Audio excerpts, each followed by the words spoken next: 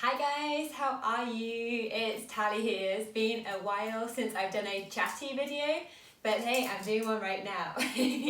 So today I want to talk a little bit about routines, because I never thought I would be the kind of person that would be able to follow a routine.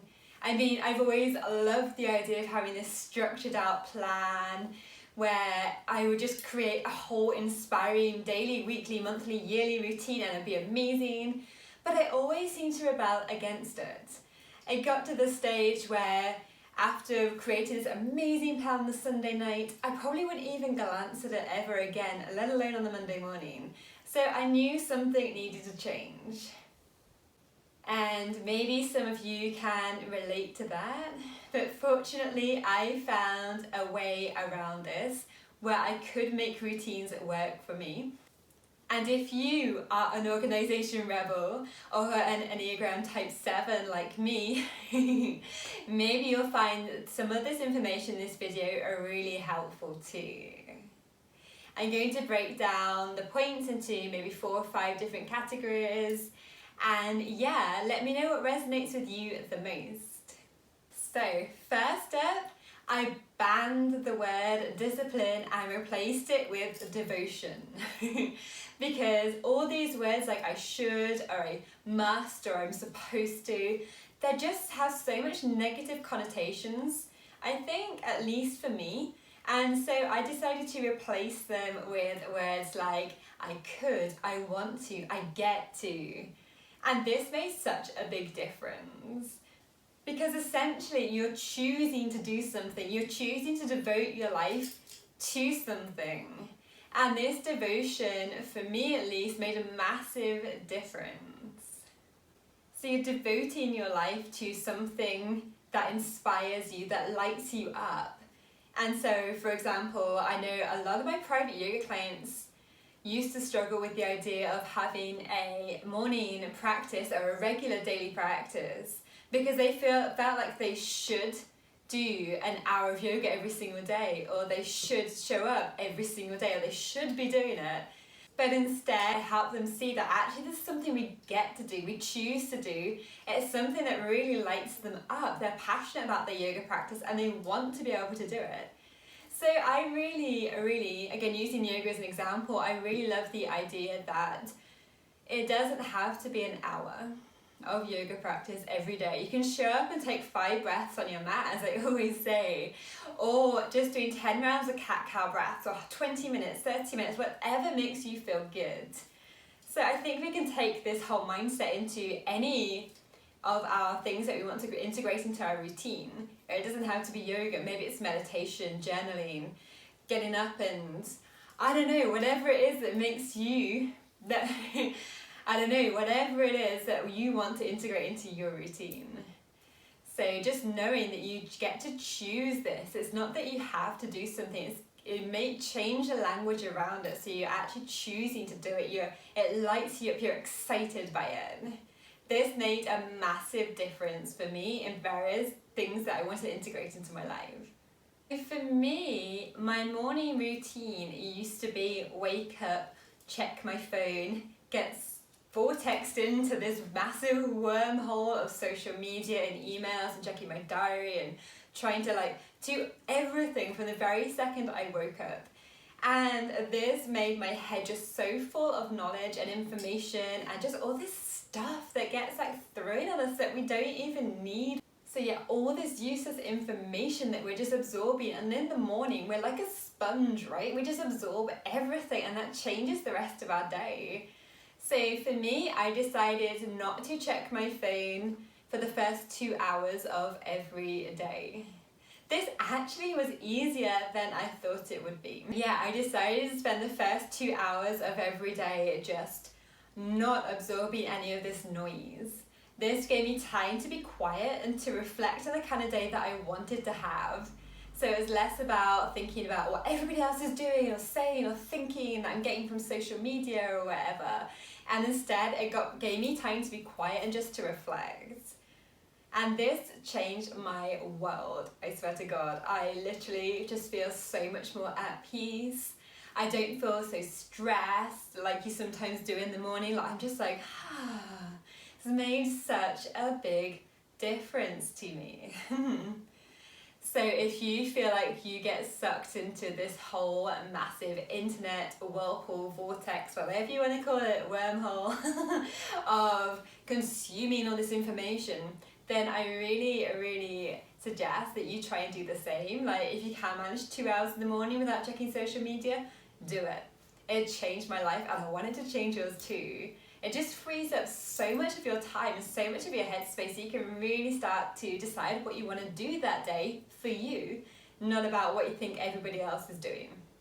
Win-win. While we're on the subject of mornings, I find them the perfect time to start to integrate this amazing routine into your life.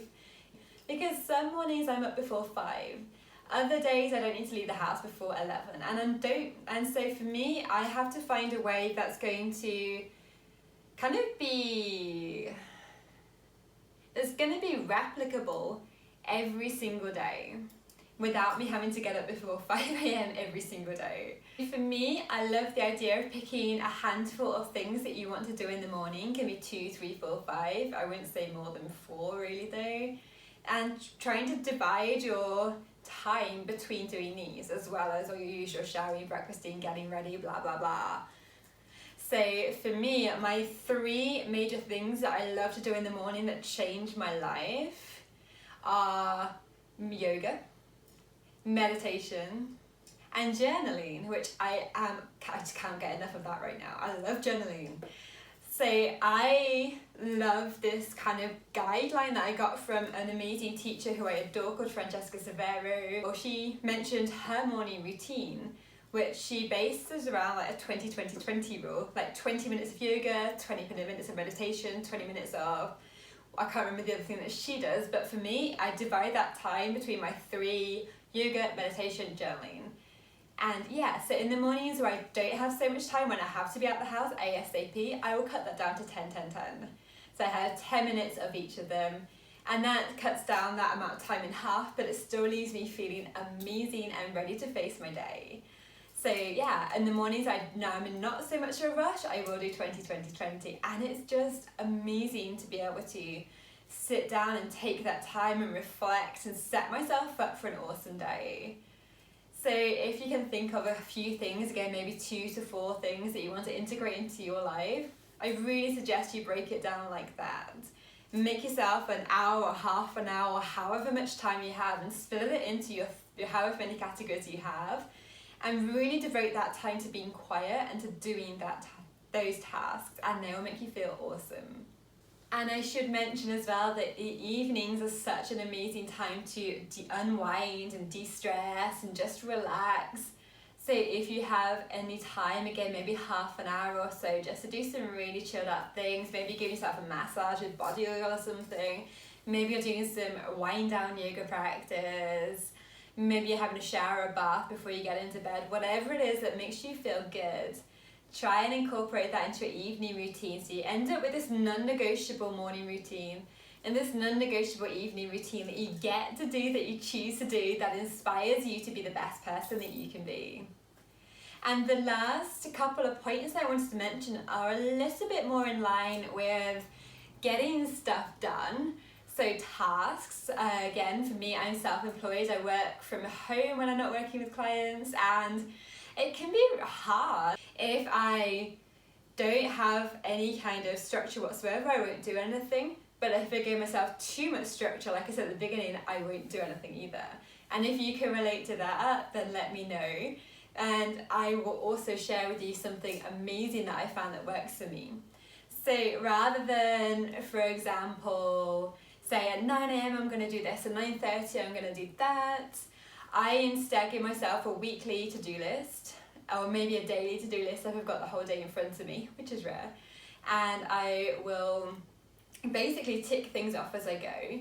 So for me that works a lot better, rather than trying to have this like really detailed, broken down, timetabled task list. I just prefer to have a big list of things that I can just tick as and when I can do it without having all that much structure. That really helps me. So yeah, again, just to reiterate, rather than having like a timetable of things like 9 a.m. do this, 9:30 do that, 10 o'clock do this, I instead have this list of things I want to get done, and I'll just tick them off during the week when I can do it. That way I can see how much I have to do and I'll always get it done. It just works better for me rather than trying to have this detailed plan. Yeah, I find there's just kind of less structure and less rigidity in that. So it works really well for me. And lastly, I love Pomodoros. If you've never heard of this technique, you need to hear about it right now. It's basically breaking down your working time. So you work for 25 minutes and take a 5-minute break. And again, non-negotiable. I find this actually really helps because it helps me to say, I got 25 minutes to do this, so I'm gonna do this. It's kind of like a focused short burst of energy. I like to think of it more like a sprint rather than a marathon. These short bursts are really helpful, so if you spend hours at your computer screen at a time, just like staring and not being able to focus, this might really work for you. Generally after maybe 3-4 Pomodoros, you can take like a longer break. So you're really just breaking down your day in such a more helpful way. Just to summarize, choose devotion over discipline. Choosing to think that you get to do this, that it inspires you, that it excites you, and that it's your choice to do something, rather than feel like you have to, you should do, you must, makes the world a difference.